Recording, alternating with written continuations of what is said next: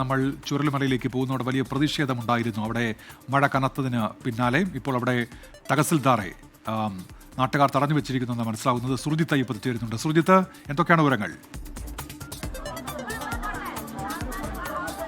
ഉന്മേഷ്, തഹസിൽദാർ ബിന്ദു, ഒപ്പം തന്നെ ഇവിടുത്തെ സ്പെഷ്യൽ ഓഫീസറായിട്ടുള്ള അശ്വിനി കുമാർ KS ഇവരാണ് ഇവിടെ എത്തിയിട്ടുള്ളത്. അവർ മാത്രമല്ല റവന്യൂ ഉദ്യോഗസ്ഥരുടെ സംഘവും ഇവിടെയുണ്ട്. അവരെ നിലവിൽ ഇപ്പോൾ തടഞ്ഞ് വച്ചിരിക്കുന്ന ഒരു കാഴ്ചയാണ് കാണാൻ കഴിയുന്നത്. ഇവിടുത്തെ ഉദ്യോഗസ്ഥർക്ക് യോഗമുണ്ട്. അതായത് ഇതുമായി ബന്ധപ്പെട്ട് ഈ വിഷയങ്ങൾ സംസാരിക്കുന്നതിൻ്റെ ഭാഗമായ ഒരു യോഗം റവന്യൂ മന്ത്രി വിളിച്ചു ചേർത്തിട്ടുണ്ട്. ആ റവന്യൂ മന്ത്രി വിളിച്ചു ചേർത്ത യോഗത്തിൽ പങ്കെടുക്കണമെന്നുള്ള ആവശ്യമാണ് ഈ ഉദ്യോഗസ്ഥർ ഉന്നയിക്കുന്നത്. അത് തൊട്ടടുത്തുള്ള മുണ്ടക്കൈ ഫോറസ്റ്റ് പങ്കെടുക്കണമെന്ന് ആവശ്യം ഉന്നയിക്കുന്നു. പക്ഷേ ഇത് തീരുമാനമാകാതെ വിടില്ല എന്നുള്ള തരത്തിലുള്ള ഒരു പ്രഖ്യാപനമാണ് ഈ നാട്ടുകാർ നടത്തുന്നത്. അവർ ഫോണിൽ സംസാരിക്കുന്നുണ്ട്. പലരുടെയും ഫോണിലെ ചാർജ് ഉൾപ്പെടെ പരിമിതമാണ്. അതാണ് പ്രതിസന്ധി. ആ ഒരു സാഹചര്യത്തിൽ ഇവരെ ഇവിടെ നിന്നും പോകാൻ അനുവദിക്കുന്നുള്ള ആവശ്യം ഈ ഉദ്യോഗസ്ഥർ ഉന്നയിക്കുന്നു. പക്ഷേ കഴിയില്ല. ഒരു തീരുമാനം പ്രഖ്യാപിക്കാതെ വിടില്ല എന്നതുൾപ്പെടെയുള്ള കാര്യമാണ് ഇവർ എല്ലാവരും പങ്കുവെക്കുന്നത്. അവർ ഒരു ഭാഗത്ത് തമ്പടിച്ച് നിൽക്കുന്ന നാട്ടുകാർ, മറുഭാഗത്ത് തമ്പടിച്ച് നിൽക്കുന്ന ഇടയിൽ പോലീസുമുണ്ട്. എന്തായാലും എന്താണ് നിങ്ങളുടെ ഞങ്ങളെ പ്രശ്നങ്ങൾ ഞങ്ങളെ അടിസ്ഥാന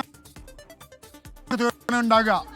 ഈ 11 മാസമായിട്ട് ഇവർക്ക് എടുക്കാൻ പറ്റാത്ത തീരുമാനങ്ങൾ, എന്ത് തീരുമാനങ്ങൾ? ഇവർ ഓരോ കാര്യങ്ങളും പറഞ്ഞിട്ട് ഞങ്ങളെ പറ്റിക്കുക ഇവിടുത്തെ ജനങ്ങളെ. കാരണം 9 10 സുരക്ഷിതല്ല, ഒന്നുമില്ല. ഇവർക്കിപ്പോൾ ഒരു യോഗത്തിൽ പങ്കെടുക്കണം എന്നുള്ള യോഗം ഇവർ ഞങ്ങളെ വെറുതെ പറ്റിക്കാണ്. കാരണം ഞങ്ങളെ വെറുതെ പറ്റിക്കാണ് ഇവര്. എന്തെങ്കിലും ചോദിക്കുമ്പോ ഇവർ അപ്പുറം മാറിന്ന് ചർച്ച ചെയ്യുന്നു, ഇപ്പുറം മാറിന്ന് ചർച്ച ചെയ്യുന്നു. എന്ത് ചർച്ചയാണിത്? എന്തിനാ ഈ ചർച്ച?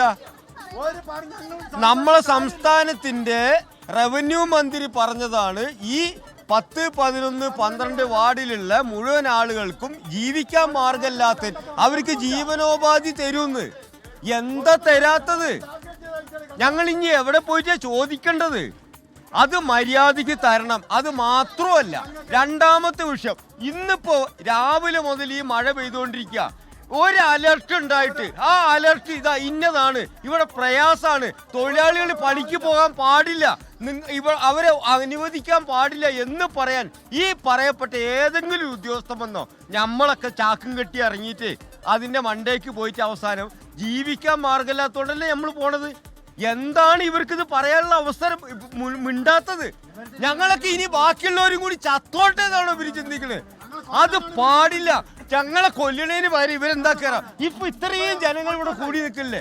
ചൂരൽമലക്കാരല്ലാത്ത ആളുകൾ ഇവിടെ ഉണ്ട്, അവരൊക്കെ ഒഴിവാക്കിക്കോ. ചൂരൽമലക്കാര് മുണ്ടക്കൈക്കാരായ ആളുകളെ ഇവര് കൊണ്ടേ ഞങ്ങളെ ജയിലിലിട്ടെ, ഞങ്ങൾ അവിടെ ജയിലിൽ ജീവിച്ചോളാം. എന്തായാലും നാട്ടുകാർ ഉന്നയിക്കുന്ന ആവശ്യം ഇതാണ്. ഇവരെ സംബന്ധിച്ച് ഇവർ ഉന്നയിക്കുന്ന വിഷയം ഇതാണ്. ന്യായമായ കാര്യത്തിന് വേണ്ടിയാണെന്നുള്ള തരത്തിലുള്ള പ്രതികരണമാണ് ഇവരുടെ ഭാഗത്തു നിന്നുള്ളത്. ഉദ്യോഗസ്ഥർ മറുഭാഗത്തുണ്ട്. അവർ സംസാരിക്കുന്നുണ്ട്. അവർ ഫോണിൽ ഈ ചില സംസാരങ്ങൾ നടക്കുന്നുണ്ട്. എന്തായാലും യോഗം നടക്കുന്നുണ്ട്. റവന്യൂ മന്ത്രി ഇതുമായി ബന്ധപ്പെട്ട് യോഗം വിളിച്ചിട്ടുണ്ട്. ആ യോഗത്തിൽ കൃത്യമായ രീതിയിൽ തീരുമാനം ഉണ്ടാകണമെന്നുള്ള ആവശ്യമാണ് ഇവർ ഉയർത്തുന്നത്.